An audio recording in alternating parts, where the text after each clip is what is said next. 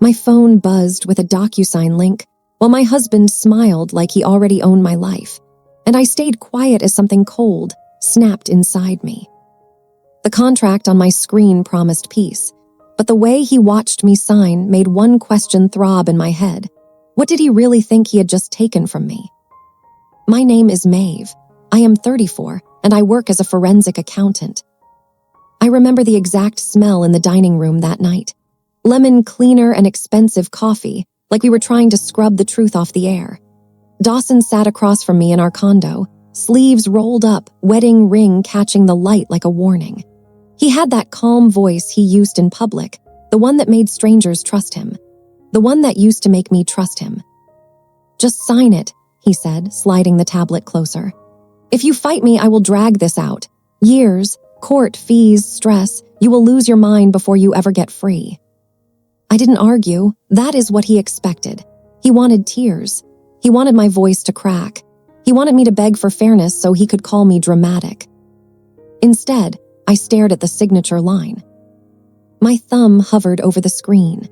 My heart was steady in a strange way, like my body had already decided to survive without my permission. He leaned back smug. "Good girl, see. This is why we work, you just needed direction." That word hit me like a slap. Direction. Like I was a confused intern, not the woman paying the mortgage, the bills, the vacations, the life he kept posing in. I signed. The moment I did, his smile widened, and I watched him exhale like he had been holding his breath for months.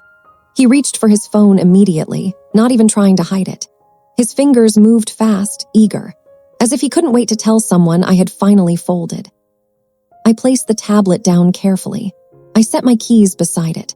I walked out without looking back, because if I looked back, I knew I would see what I had refused to admit for years. Outside, the hallway lights buzzed softly. My heels clicked against the tile. Each step felt like I was leaving a version of myself behind in that condo, the version that believed love could fix a man who was addicted to being rescued. In the elevator, my phone lit up again. A new notification, not from Dawson. From a number I did not recognize. When I answered, a woman's voice came through sharp and furious, like she had just been handed a grenade with the pin already pulled. "Is this Maeve Callahan?" she snapped.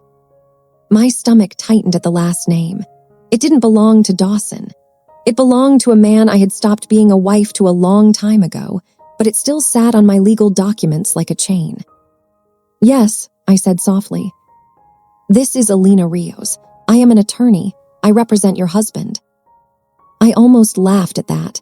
Dawson had always mocked attorneys, said they were parasites, said contracts were for people who didn't trust each other. Yet here he was, hiding behind legal paper like it was armor. Alina kept going, voice rising. "Do you have any idea what you just signed tonight?" I let a beat of silence stretch, not because I was confused, because I wanted her to say it out loud. "What did I sign?" I asked. There was a pause, a rustle of papers, the sound of someone realizing their client had been reckless. "You signed a separation agreement that gives him access to assets he has no business touching," she said. "And you also signed something else, something attached, something he did not mention to me until 5 minutes ago." My fingers tightened around my phone. My reflection in the elevator doors looked calm, almost bored. Alina lowered her voice, like she was talking to herself now. "This is a disaster." I could hear someone in the background, a muffled male voice, frantic and defensive. Dawson. Even through the distortion, I recognized the tone he used when he lied. Alina snapped at him off the line. "Stop talking. Just stop. You already did enough." Then she came back to me, sharp again. "Where are you right now?" I stepped out of the elevator into the lobby, the night air slipping in as the front doors opened. A doorman glanced at me and looked away quickly, like he could sense the tension clinging to my skin. "I am safe," I said. "You need counsel," Alina said. "You need to not speak to him. And you need to understand that whatever game you think is happening, your husband is not as smart as he believes." My mouth went dry, not from fear, but from the way her words confirmed something I had already known. Dawson was not smart, He was loud. He was charming. He was a man who mistook other people's patience for stupidity. "I appreciate the warning," I said, and meant it in the same way you appreciate a stranger telling you it might rain while you are already holding an umbrella. Alina went quiet again. Then, like she couldn't stop herself, she asked, "Maeve, did he tell you why he was rushing this tonight?" I looked out at the street. Headlights, wet pavement. The normal world still moving while my marriage collapsed behind me. "No," I said. Alina exhaled. "Then you are the only one in this mess who might actually be thinking." And she hung up. I stood there for a moment, phone still pressed to my ear, letting that first question sharpen into something heavier. What did Dawson think he had just taken from me? Quick real-life pause. When I am editing these late at night, I get tired, and your comments are what keep me going. Hit like, subscribe, and tell me your city, state, or country. All right, now let me take you back. Dawson did not start out as a villain. That is the part people never understand. The worst men rarely introduce themselves as monsters. They show up as answers. I met him at a friend's housewarming in Chicago, the kind of party with cheap wine, store-bought cupcakes, and everyone pretending they were not anxious about their careers. Dawson walked in like he belonged in every room. He laughed too easily. He listened with his eyes locked on you, like you were the only person who mattered. I was the tired one, the responsible one, the woman who kept spreadsheets for fun because numbers felt safer than feelings. Dawson told me he worked in finance. He said he helped people get free. He said he loved ambitious women. He said he was tired of shallow girls who only cared about money, which should have been my first red flag, because men who say that are always talking about money. I fell for it anyway. Not because I was stupid, because I was lonely. My father had died the year before. He left me one thing that mattered more than any condo, any investment, any title. A weathered leather folder filled with letters. Handwritten notes he had written to my mother when they were young. He had saved every receipt from every trip they took, tucked between pages like proof that love could be ordinary and still survive. I kept that folder in my closet, behind my winter coats, because it made my throat ache when I looked at it too long. Dawson saw it one night while I was changing. "What is that?" he asked, casual. "Nothing," I said too fast. He smiled like he could smell a secret. "I love that you have sentimental stuff. It is rare." Later, when we married, he moved through my life like he was reorganizing a house he planned to sell. He made suggestions that sounded sweet, but always ended with his comfort as the goal. He wanted my accounts streamlined. He wanted shared passwords. He wanted to handle the bills since math stressed him out, which was funny for a finance guy. I said no at first. He didn't fight, he just pouted. Quietly, patiently, like he had all the time in the world to wear me down. Then came the little emergencies. A client did not pay him. A deal fell apart. A friend needed help and Dawson was too generous to say no. His car needed repairs. His credit card got flagged. Always something small enough that I could fix it quickly, and every time I fixed it, he looked at me like I was a hero. That is how he trained me. By the time I realized I was not a wife, I was a financial life support machine. It was already normal. The first micro crack came on an ordinary Tuesday.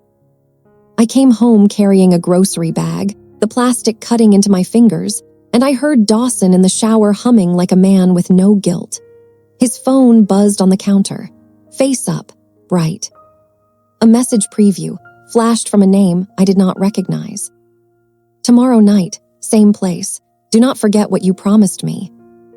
I stared at it, my stomach turning, and the strangest part was not the jealousy. It was the calm. Because in that calm, my brain finally did what my heart refused to do. It started collecting proof. And once a woman like me starts collecting proof, she stops being prey. I picked up his phone with the grocery bag still hanging from my wrist, my fingers numb from the plastic handles. The screen was unlocked. Dawson never locked it at home because he liked the feeling of being trusted. Or maybe he liked the feeling of me being careless. I did not scroll like a jealous wife. I scrolled like an auditor. The message thread was short, blunt, and full of numbers I could not see because the previews were cut off. But I saw enough words to make my throat close. Promised, same place, do not forget. The name at the top was Kieran. Not a woman, not a heart emoji, just a name clean and sharp like a blade. For a moment, my brain tried to calm itself. Maybe it was a coworker. Maybe it was a buddy from the gym. Maybe it was some harmless thing I would laugh about later. But then I noticed the tiny detail that made my skin prickle. Kieran was pinned to the top of Dawson's messages, the way you pin the one conversation you cannot afford to miss. I took a screenshot. Then another. I opened my own notes app and typed one line, because I knew I would start doubting myself later if I did not. Tuesday, after work, message from Kieran, pinned thread. My hands were steady. That scared me more than shaking. The bathroom fan clicked on as the shower ran. Dawson hummed again, relaxed, unbothered, like a man with nothing to hide. I put the phone back exactly where I found it, angled the same way, screen facing up. Then I walked to the living room and stood there in the quiet, staring at our framed wedding photo. In the photo, Dawson's arm was around my waist. My smile looked real. His looked practiced. I sat on the couch, the grocery bag at my feet, and I tried to listen to my own thoughts without flinching. If this was an affair, I could survive it. If this was money, something darker than his usual lazy freeloading, then I needed to move like my life depended on it. Because it probably did.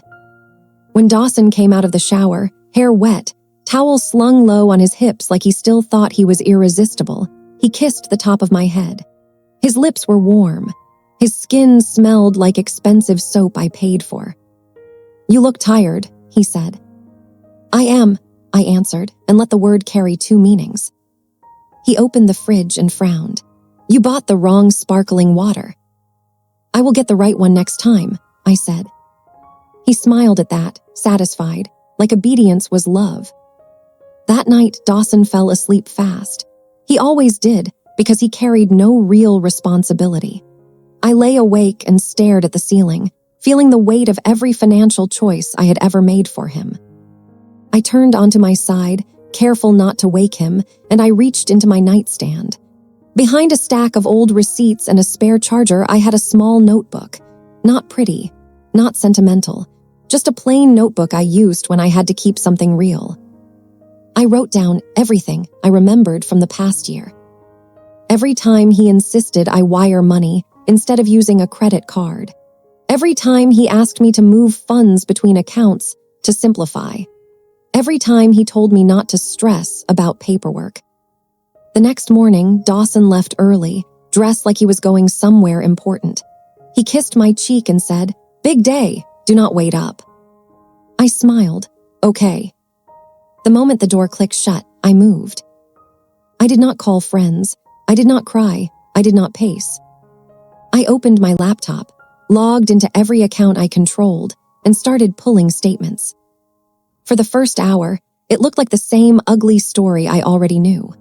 Dawson spending, Dawson draining, Dawson playing rich with my money. Then I found the first micro twist, the one that made my stomach drop and my focus sharpen at the same time. There were transfers I did not recognize, small amounts at first, spread out like someone trying not to be noticed. Then larger ones, timed around my busiest work weeks. Money leaving our joint account and landing in an unfamiliar business account with a name that sounded harmless. Northline Consulting. Dawson had told me Northline was a company he did freelance strategy for. He had said it with that easy confidence that made people stop asking questions. I clicked into the account details. The address was not local.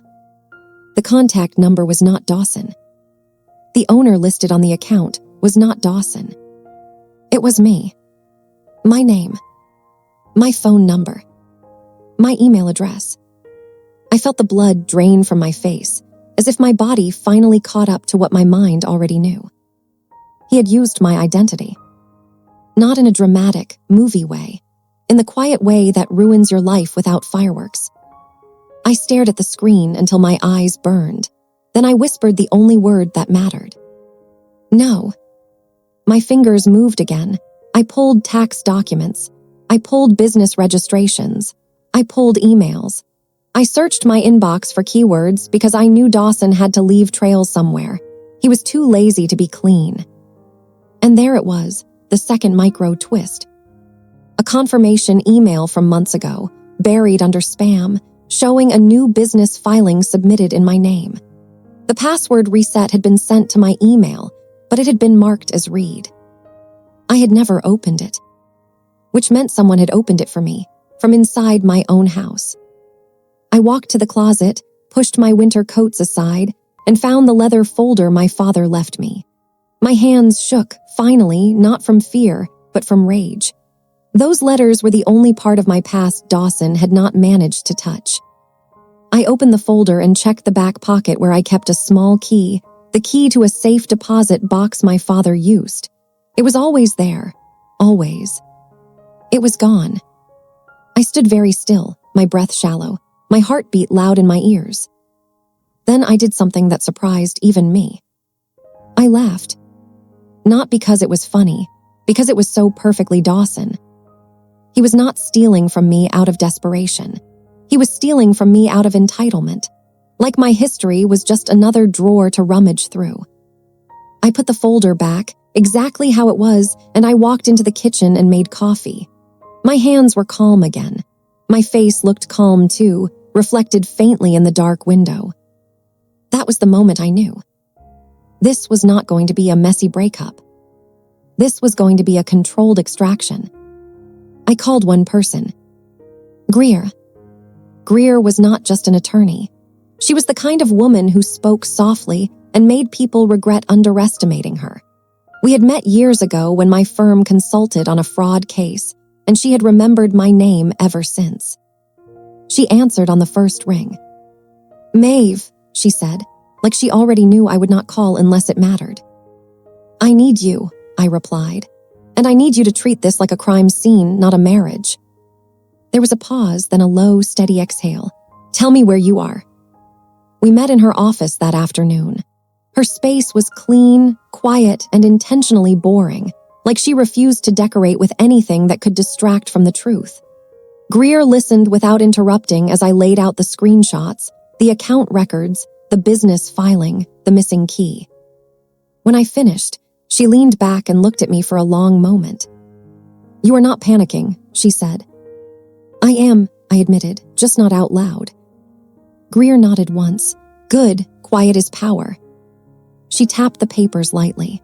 He has been building a narrative that you are the wealthy wife, he is the supportive husband, and now he deserves a payout. My jaw tightened. He deserves a refund for my time. Greer's mouth twitched, almost a smile, but it did not reach her eyes. Here is what we do. We do not confront him, not yet. We let him keep thinking you are the woman who signs things to avoid discomfort. I swallowed. He already thinks that. Perfect, she said. Then we use that belief. She slid a legal pad toward herself and began writing, slow and deliberate. First, we protect your income. Second, we isolate your assets. Third, we get evidence of intent. And fourth, we give him a document he will sign because he is too arrogant to read. My pulse kicked up, not from fear, but from something almost like relief. A plan. A path. Greer looked up. Do you have cameras in your home? No, I said. Then we fix that, she replied, voice flat. Video only, no audio. We do not break the law while trying to prove he did. On my way home, I bought 2 small cameras from a regular electronics store, the kind any normal person might grab for a baby monitor. That was the point. Normal, uninteresting, invisible. That night, while Dawson was out networking, I installed them with hands that did not shake. One aimed toward the office where our financial files were kept. One aimed toward the closet where my father's folder lived. One aimed toward the entryway, capturing anyone who came in when I was not there. When Dawson came home after midnight, he smelled like cologne and victory. He dropped his keys loudly on the counter, the way men do when they want you to know they still own the space. You still awake? He asked, I could not sleep, I said, and kept my eyes on my book, pretending to read. He stepped closer and brushed a finger along my shoulder. You worry too much. I told you, once we finalize things, you will feel free. I looked up at him, kept my expression soft, and said, I hope so. He smiled, satisfied again, and walked away. The next day, the cameras gave me what I needed. At noon, while I was at work, Dawson went straight into my closet. He pulled my coats aside like he had done it 100 times. He reached into the leather folder and searched the back pocket again, as if he was checking whether the missing key had been noticed. Then he made a call. I could not hear it, but I did not need audio. I watched his mouth form a name. Kieran. He paced, he gestured. He looked annoyed, then placating, then smug. Then he opened the office drawer and pulled out a stack of papers, my papers, and photographed them. My vision went hot at the edges, but I stayed steady. Because Greer was right. Quiet was power. That evening, Dawson sat across from me at dinner, chewing slowly, acting like he had spent his day doing something honest. Halfway through, he set his fork down and leaned forward. I talked to someone, he said. I nodded, okay. He loved when I said that. It made him feel like he was steering. I want this done quickly, he continued. No drama, no games. You will keep your job, obviously, but I will need support while I transition. I watched his face, the tiny confidence there, like he thought he had already won. How much? I asked. He named an amount in words that made my stomach twist, because it was not just greed. It was punishment. He wanted to hurt me for daring to have more than him. I lowered my eyes, let my shoulders drop, and let silence do its work. Then I whispered, fine. Dawson's eyes lit up. Really? I nodded once. Just give me something to sign, make it official. I do not want lawyers tearing us apart. He leaned back, delighted, like he had just trained me successfully. I knew you would come around, he said. I looked at him and thought, not a chance. Because the document he was about to put in front of me was not going to save him. It was going to seal him. He came back the next night with a thick envelope, and the kind of grin men wear when they think they have finally trained you into silence. I did the work for you, Dawson said, tapping the envelope on the table. A clean agreement. Simple, you sign, I sign, and we both move on. I reached for it with slow hands. My palms were dry, but my heart was loud. Not because I was scared of losing him, because I was watching him step closer to a cliff he could not see. I opened the envelope and skimmed the first page. It was exactly what he promised on the surface. Temporary support, access to the condo during separation, a polite split of shared items. It was written in that bland legal language that makes horrible things sound reasonable. Dawson watched my eyes instead of the paper. Greer would say you should have your own lawyer review it, he said, using her name like he was mocking me without admitting he was afraid of her. I swallowed, forcing my face into something small and tired. I do not want to fight. He leaned forward. Good, because I will win a fight. This way you keep your dignity. I almost smiled at that. Dignity. The man had been wearing my life like a costume. I turned the pages slowly, making a show of reading. What Dawson did not know was that Greer had already written my document. Not long, not dramatic, not anything a lazy man would fear. It looked like a routine acknowledgement, the kind people sign when they think the real deal is already done. It said he accepted full and final consideration for any future claims he might make against my income, my accounts, and any business entities created in my name. It also confirmed he had no authority to open, manage, or represent any company under my identity. He would sign it because it was boring. And boring is the camouflage that catches arrogant people. I will sign yours, I said quietly, sliding the envelope back to him. But I need you to sign mine too. Greer said it keeps things clean. Dawson's eyes narrowed for half a second. Then he relaxed. Of course, he said like he was generous. Show me. I walked to my office, opened the drawer, and took out the single page Greer prepared. I placed it in front of him with a pen. He glanced at the top line. His eyes moved fast, careless, already convinced he was ahead. "This is nothing," he said. "Right," I whispered. He signed. No pause, no questions, no reading. Just a quick signature from a man who thought paperwork existed to control other people, not him. I signed his agreement next, because Greer had told me to, not because it mattered, because it would make him feel safe. When the last stroke of ink dried, Dawson leaned back and exhaled like a man putting down a heavy bag. "There," he said. "Now you can stop looking so tense all the time." I lifted my keys from the counter and set them beside the papers. He blinked. "What are you doing?" "I am giving you the space you wanted," I said softly. He smiled again, satisfied. "Smart, you should have done this months ago." I did not correct him. I walked out the front door with one overnight bag and my laptop, leaving behind a home that had not felt like mine in a long time. The hotel Greer booked for me smelled like clean sheets and anonymity. I locked the door, set my bag down, and sat on the edge of the bed, staring at the wall until my breathing slowed. Then I opened my laptop. Greer had already lined up the next steps, like dominoes waiting for a single tap.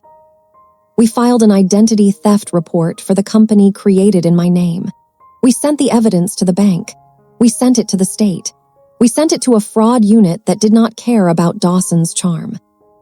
And then, while the night was still dark outside my window, Greer did the quietest thing that hurt him the most.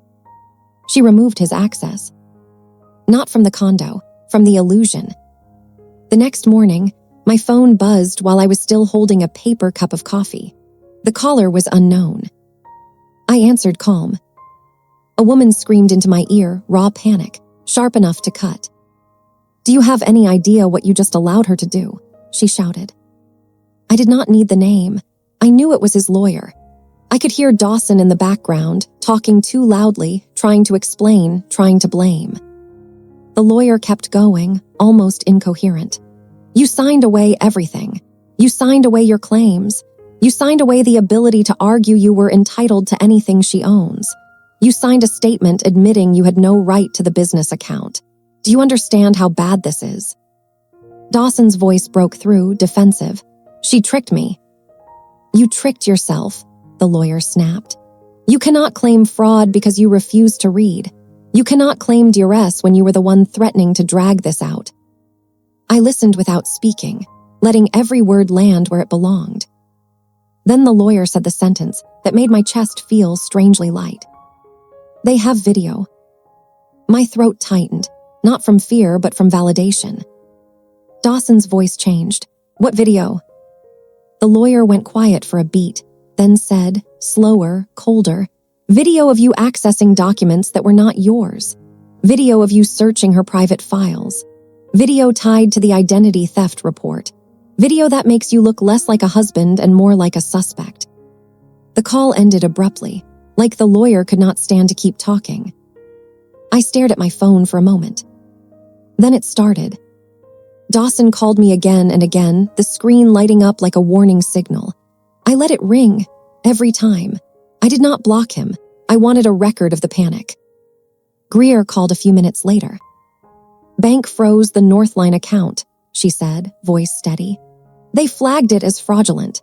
The state is opening an investigation into the filing, and building management is removing him from the condo access list today." I closed my eyes slowly. He is going to lose his mind. "He already is," Greer replied. "Now listen carefully. He's going to try to find leverage, anything sentimental, anything that makes you react. If he can make you emotional, he thinks he can control you again." My mind went straight to the leather folder, my father's letters, the missing key. "I know," I whispered. "Good," Greer said, "because I have something else. The investigator pulled surveillance from the bank branch near your condo. Dawson tried to enter your safe deposit box 2 weeks ago. They denied him." My stomach twisted. How did they deny him? "Because the box is not in your name," Greer said. I sat up straighter. "What do you mean?" "It is in your father's name," she replied, and I could hear the smile in her voice now, small and satisfied. And he left a successor authorization that goes into effect on his death. You are the only authorized person. That missing key does not matter as much as Dawson thinks it does. For a moment, I could not speak. My father had been gone for over a year, and yet he had still managed to protect me. Greer continued, I want you to go there today. Bring your identification, bring your calm, and when you open that box, we document everything inside. At the bank, the air was cool and quiet, the kind of quiet that makes you lower your voice without being asked. A woman in a navy blazer led me into a small room with a table and a private lockbox drawer. When she left, I sat alone with the metal box in front of me, my hands hovering like I was afraid to touch it. I opened it. Inside was my father's handwriting on an envelope. For Maeve only. My throat tightened. I slid the envelope open and unfolded the letter. He had written it years ago. I could tell by the ink and the slight fatting. It was not long. It said he loved me. It said he trusted me. And then it said something that made my eyes burn. If someone ever tries to take your life apart quietly, do not fight loudly. Fight correctly. Keep your proof. Protect your name. Under the letter was a second envelope, thicker. Inside were documents. A notarized statement declaring his inheritance to me as separate property, including the money used for the condo down payment. Copies of account records showing the funds came from his estate, and a final page, signed and witnessed, that spelled out exactly what that money was meant for. Your safety, your future, no one else. I pressed my fingertips to the paper, like I could feel my father through it. Greer was right. The key was never the real protection. The real protection was my father's foresight. When I walked out of the bank, sunlight hit my face and I felt something shift inside me. Not relief, something harder. Resolve. Back at the hotel, Greer updated me again. Dawson had been escorted from the condo after he screamed at building staff. The fraud unit scheduled an interview. The bank issued a report. His lawyer requested an emergency hearing to undo the agreement he signed. Greer's response was simple. Let them try, she said. The judge will ask why he signed without reading. And then the judge will ask why he used your identity. And then the judge will ask why he thought you would keep saving him. The divorce moved fast after that. Not because Dawson wanted it. Because once the truth was documented, there was nothing left for him to threaten me with. He did not get support. He did not get my accounts. He did not get access to anything tied to my name. He got consequences. Kieran turned out to be exactly what I feared and something worse. Not a lover, not a friend, an accomplice. The one who helped him file the company under my identity, the one who coached him on what to say if I ever noticed. The fraud unit already had Kieran on their radar for other schemes, which meant Dawson did not just betray me. He walked himself into a case that was bigger than our marriage. Weeks later, I went back to the condo with a locksmith and a building manager who would not meet my eyes. The place looked the same, but it felt like a staged set now, like Dawson had been a character acting in my space. I rehung my father's letters, not the originals, but copies I framed for myself. The originals went back into the safe deposit box. Then I opened the closet and pulled the leather folder from behind the coats. It was lighter than it should have been. Because Dawson had removed the letters at some point, probably planning to use them as leverage. He had been denied the safe deposit box, so he settled for the next best thing. But he underestimated my father again. The folder held only copies. The originals were never there. I sat on the floor, holding the empty folder, and I let myself cry for the first time. Not for Dawson. For the version of me that thought love meant absorbing someone else's damage until it became mine. When the tears stopped, I stood up, washed my face, and looked at my reflection. The woman staring back at me was not broken. She was clarified. I poured a glass of wine that night and sat by the window, the city lights blinking like 1,000 quiet witnesses. My phone stayed silent. Dawson could not reach me anymore, not because I blocked him, but because there was nothing left he could take that mattered. The final twist came in the mail a few days later. A small envelope, no return address. Inside was a single page, a photocopy of a handwritten note Dawson had tried to submit as evidence, claiming my father wanted him to have access to the estate as family. Greer had highlighted one line in yellow. The handwriting did not match my father's. It matched Dawson. He forged my dead father's words to steal from me, and still failed. I stared at that page for a long time. Then I folded it neatly, placed it in the file Greer labeled for the court, and whispered into the quiet room, "Thank you for proving me right."